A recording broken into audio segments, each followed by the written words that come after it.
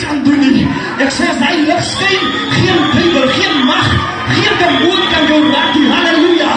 Ek sê as hy lig begin skyn, jy hoef nie te worry as hulle watertjies by die werk gooi nie. Nee! Jesus doen nie, sê hulle sal trap op skelpioene. Hulle sal trap op die aarders. As hulle enige giftige ding trap, sal ek hulle niks aan doen nie. Hoekom? Want daar is iets binne in jou. Ek sê daar is iets binne in jou. Halleluja. Daar is 'n lig wat skyn binne in jou. Daar is 'n krag van die Heilige Gees binne in jou. Halleluja. Ek praat van die salwing van die Here. Ek praat van die krag van God. Halleluja. Dit is wat binne jou is. As 'n Mandara da Basaya. Rima Mandara da Basaya. En so die anointing of Acts 1 vers 8, die Bybel sê, julle sal krag ontvang as ek oor julle kom.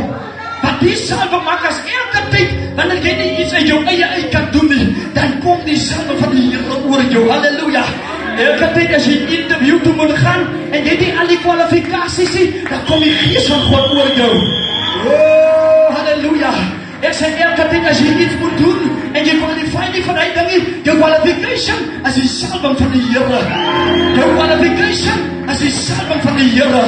Die Bybel sê Maria was 16 jaar toe sy swanger word met Jesus. En sy vra die engel, sy sê, Here, hoe gaan ek hierdie ding dra? Dit is te groot vir my.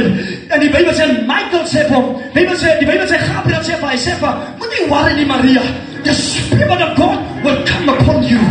And the power of the Most High shall overshadow you. Hallelujah. Die Bybel sê in die boeke van Zechariah, toe die kinders van die Here die tempel besig is om te bou. Halleluja. Hulle het nie geweet hoe om te werke gegaan nie.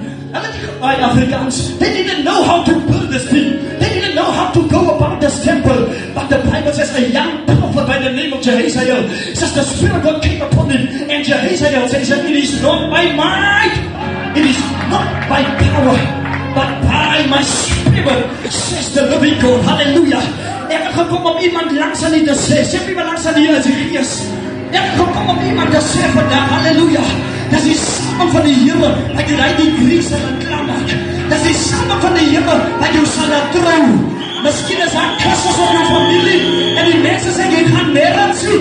Die mense sê jy gaan niks word nie, omdat jy swanger geworden het van ouderdom, en kinderjarige ouderdom. Die salwing van die Here gaan oor jou kom. Ek sê die Gees van God sal oor jou kom. En as die